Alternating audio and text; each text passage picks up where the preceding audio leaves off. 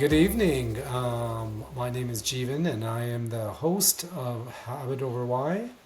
And my counterpart is. Claudio Bortolucci. Welcome to episode one of Habit Over Why, the real work, not the get to know you parts of our leadership backgrounds and where we've come from. So, we're going to talk about communication today and Yep. conversations. So, conversation and communication is what we'll be talking about today. Claudio and I will be starting off by, I think, Claudio, I can start off by asking you a few questions about conversation and communication. Maybe give the audience a Sure. backdrop of situation or something that comes to mind that where you develop some communication or conversation, or maybe there's difficult conversations to be had in an organization. Well, I think anytime you're in a organization where there's people, your communication style is challenged because you want to get to know people and be transparent, but you also want to set the ground rules for people and have them understand the values that you bring to the table as a leader.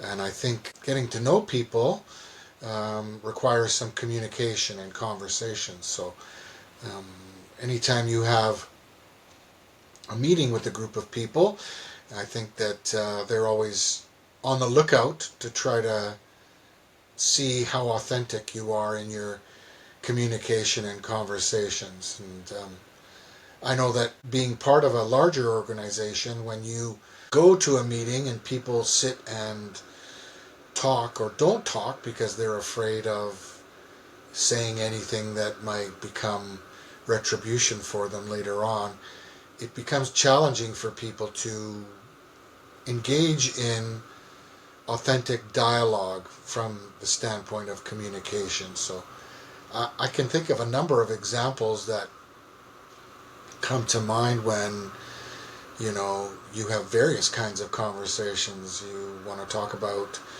people's work habits and ethic, and you want to talk about their history from a hiring perspective. I think there's, at the core of leadership, it's communication and how you communicate. So, you want to add anything to that? So, with communication and conversations, we've had these dialogues about how to bring out the best or the most positive communication possible in an organization.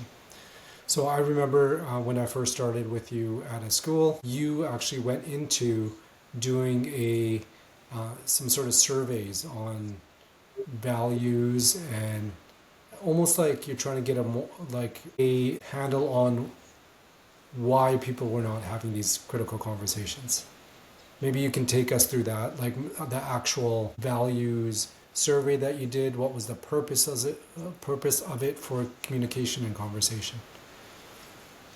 Well, I'm glad you brought that up. When we were at this school, it was a way to get to know the people in an authentic way quickly. Because the school had a culture that was already established. And when I came there, and you don't just come in and change the culture of a school. And so you want to understand what values they have and what is missing, what they're actually looking for. So I have a value in action activity that I've used numerous times before, and I've adopted it in different settings. So we used this value in action. There were 5 core values that the staff had in their mission statements, and I came up with statements for each of them. I think there was 5 statements for each of the 5 values, so there were 25 questions. And then the staff filled in the surveys, and I scored them, and I gave the information back to the staff. And the cool thing was that they appreciated what I gave them back because it was a true representation of their thinking on a regular basis through the course of a day at work.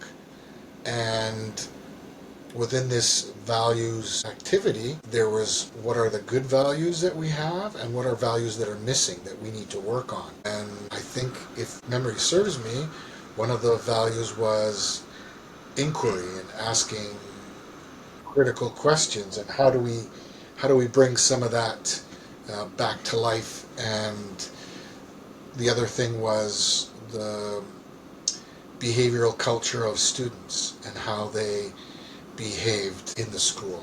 And so we brought in a couple of strategies, and we addressed some of the issues at in the Pro D. I think that it allowed me to build trust and psychological safety with these people, so that they knew that I was an authentic leader and I was communicating in an authentic way, trying to be transparent and vulnerable by saying, I don't have all the answers, but So I'd for like to go on this journey with you. so for people who don't know what Go psychological ahead. safety is, could you help define that? So, in any organization, you have a culture in an organization, and often that culture is challenged because of competing agendas. And what psychological safety is a way to allow people to openly talk about or challenge or discuss values and visions that the organization is involved in, by giving them an authentic voice in a setting that might not allow them to actually speak and share ideas. And so, to build psychological safety is the group idea or values, and trust is required, which is the individual values. So you can't have one without the other. And what good communication does is it builds trust and psychological safety, so that people feel that they can be risk takers, or come and speak to you personally, or fill in a survey, or write an idea on a board and have that idea um, discussed. Because if you don't give people the opportunity to challenge, then status quo will always be the course, and that's not what we want as leaders. Does So I that hear you help? saying, so I hear you saying there's two types of psychological safety. There's individual psychological safety, or do you feel that in this organization that when you voice your opinion, it's not going to be taken as criticism, it's going to be taken as feedback, and then you have group psychological safety, and that is, does the group have a set of group values in how they maybe communicate and speak to each other, and then also a set of values that when people do disagree, that that disagreement is not seen as criticism, but something as feedback, moving the whole group forward. Am I Hmm. getting that? Yeah, I think, a question a good leader would say is, in an open forum in front of the people, you know, what am I missing? I need you to help me find out what I'm missing, or what I can't see. I have a blind spot and I don't see what's going on because of my personal biases. I think if you act in a transparent and humble way, you can alleviate those blind spots by being transparent and open to people. And you and I have talked about feedback and reflection ad Yeah. nauseum. We've talked about the problem with feedback is that people take it and they use it in an unauthentic way, because they think it's a criticism of what you're actually trying to do, which is help the individual understand how to become a better person. So I think if the message is being delivered incorrectly, then maybe we need to think about different ways to actually deliver that message. in a more soft and thoughtful way, right? Yep. So again, so from an inquiry perspective, how would you do that? What questions would you ask to help somebody take the feedback in a constructive way, not a critical way? Well, I think one thing you can do as a leader is actually model that. So if you mess up, say you were trying to give feedback and it came off as criticism, and this just happened to me a few weeks ago, is I had to sit the team back down together again and said, hey, I had some data that was given to me, and when I was sharing that with you, I didn't do it in a way, or I know I did it in a way that it might have felt like criticism, and that's on me, because you have to allow them to see that you can make mistakes too, and own it, and you're actually modeling the kind of behavior that you want. That's a Another really good. how to do this is focus. I will say focus on the problem, not the people.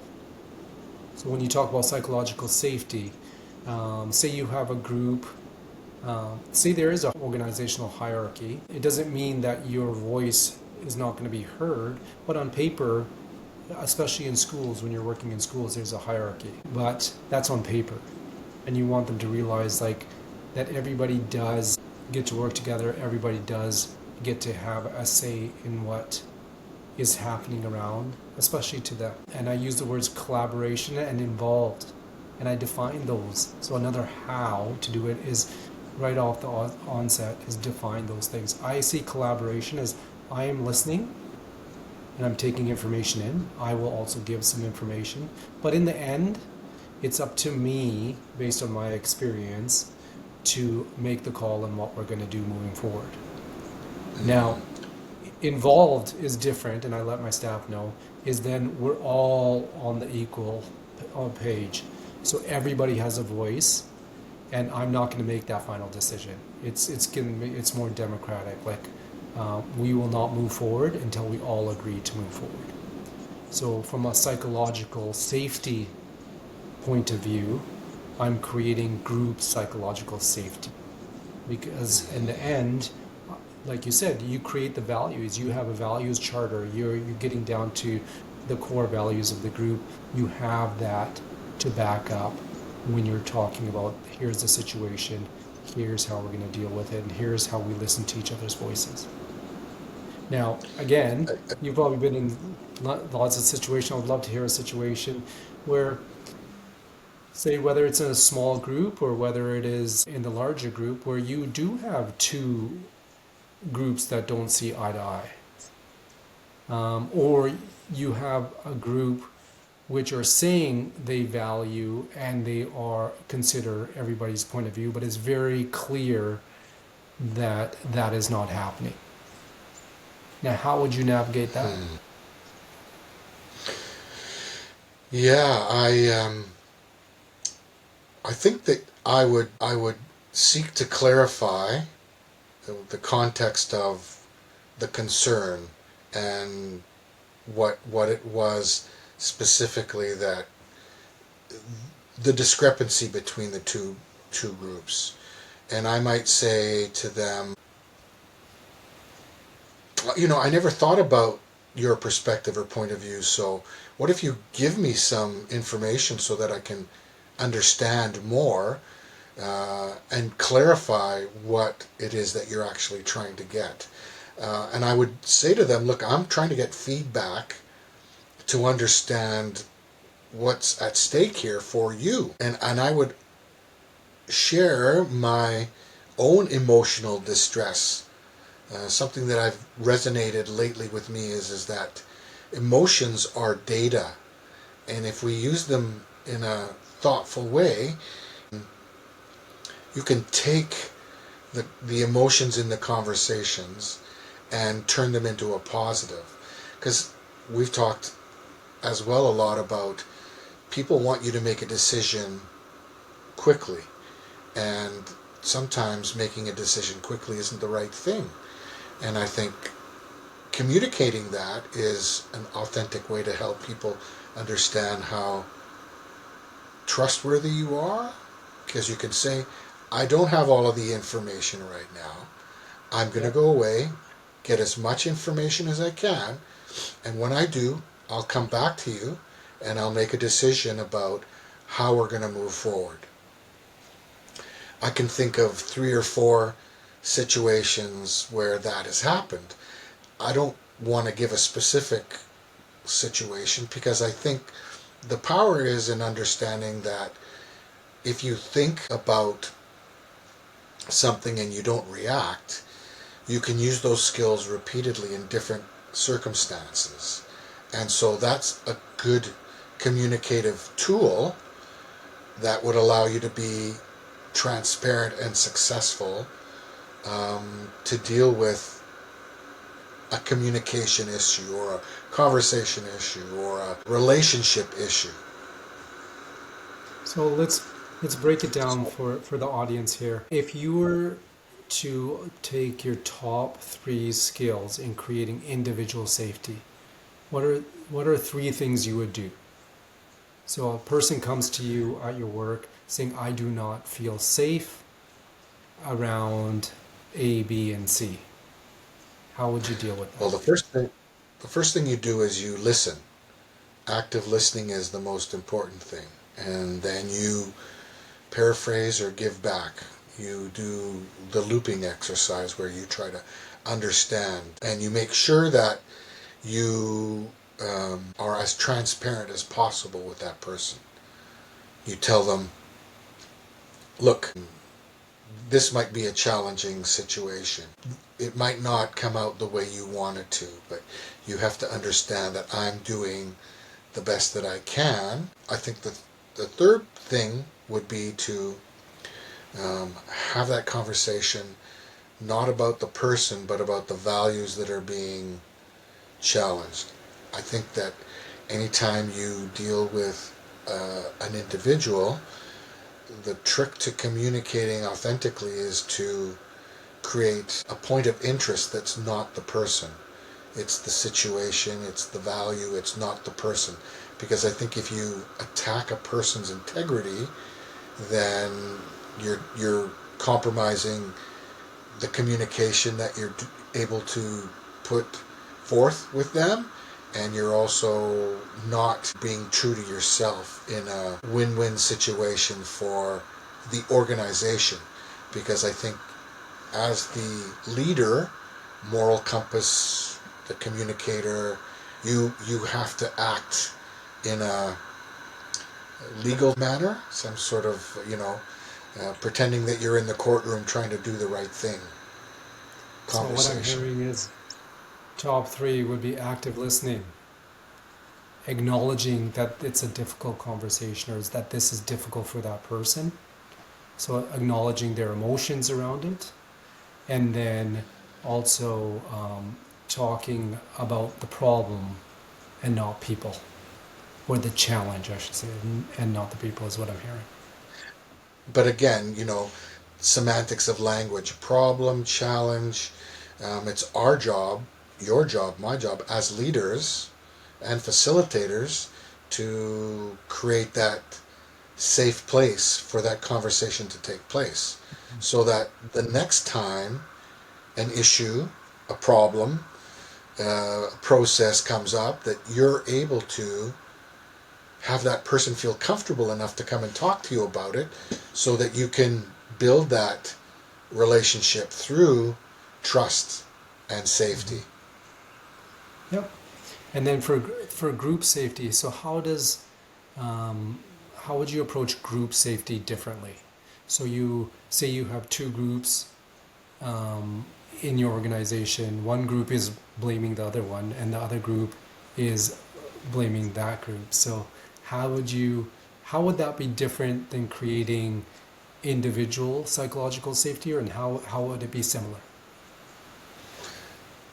So Stephen Covey has a list of behaviors, 13 behaviors, and they're called SOBs, specific observable behaviors.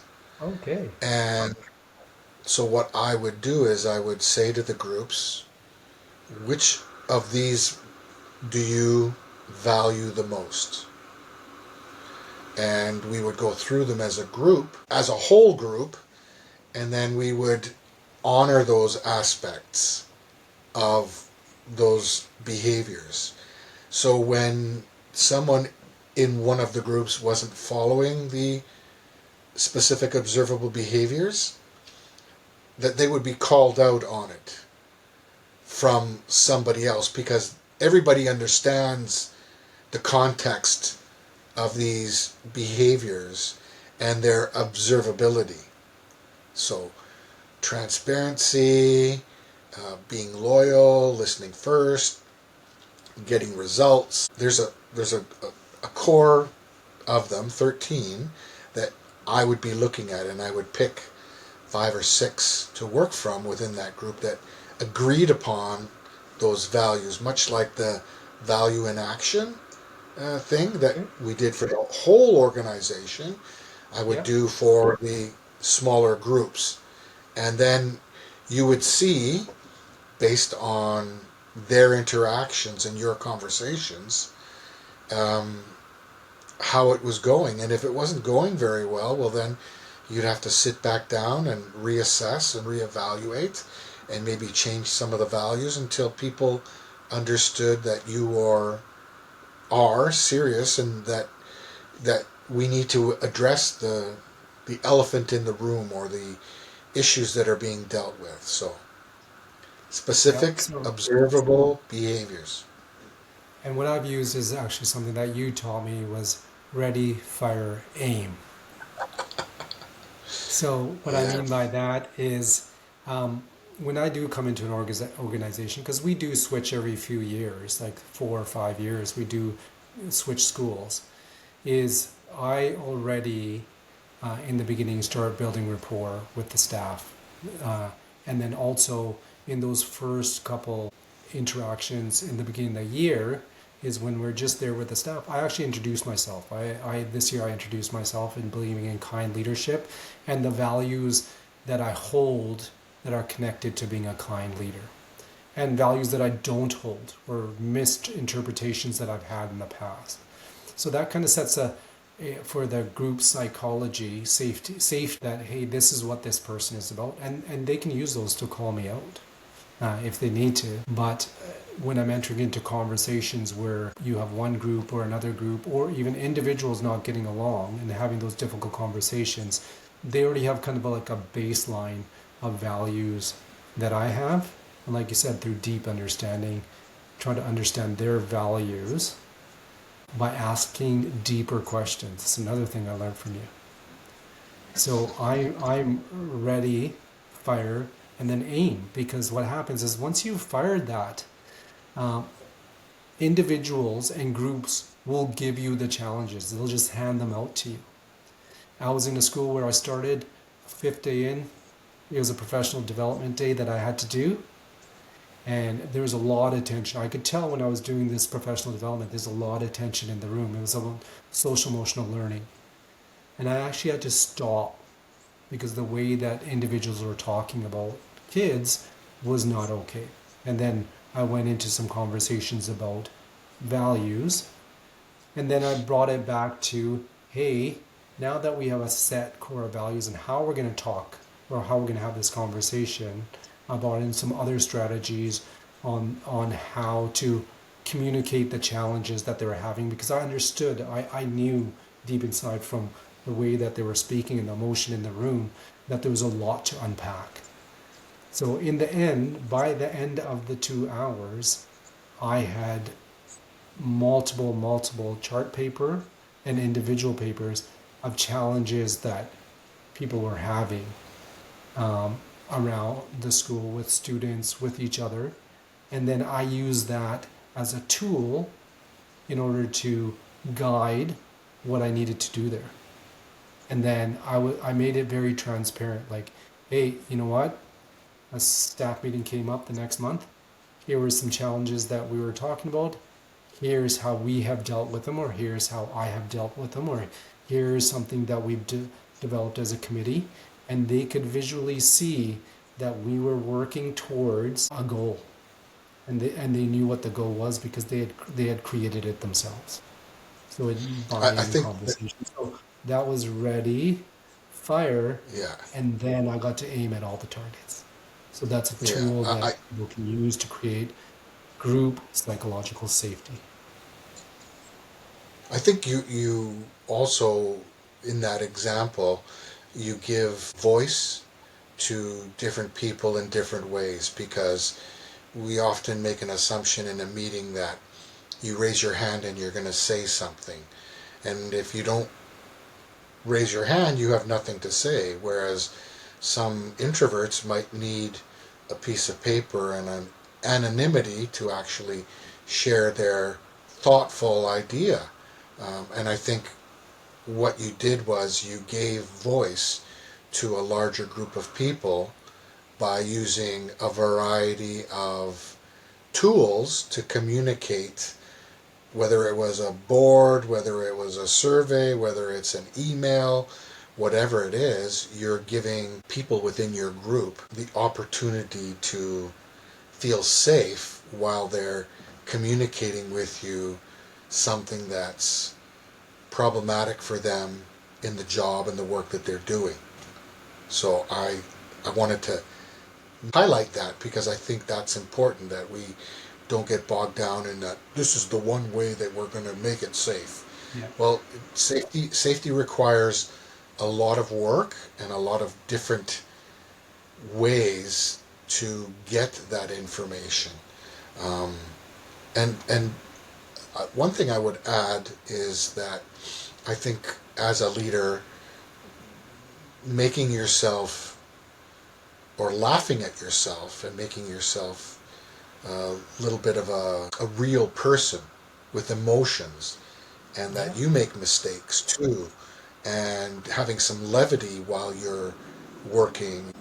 A story that I have is when I was at one of the schools, there was a pylon in the parking lot and it had CB Non-smoke. on Yeah. it. And I thought that, well, these people are so kind. They've saved a parking spot for me, you know. How wonderful is this, that they would actually be so thoughtful and kind that they would do this. I went inside and I said, you know, that was really kind that you did this. And they said, well, that has nothing to do with you. That's the name of the school. And so I took it back and I thought, well, there you go. You're right. It's the initials of the school. And I've told that story a few times just to have Yeah. levity and laugh at myself for the whole Oh yeah. context and, you know, believing that I was above other people, and I'm not. Oh yeah. So it's like, yeah, checking your own biases. I always find like as a leader, one of the things I've really learned from my previous example and even your example is that you come in with certain thoughts and things that you probably want to change because you're an observer. But at the end of the day, you might be there for 3 years, 4 years, 5 years, especially in the school system. But some of these people will be there for a lifetime. So another how that I've learned in order to create communication and collaboration and just dialogue is asking people like what are the challenges that you're going through right now, like, and how can I help support those challenges.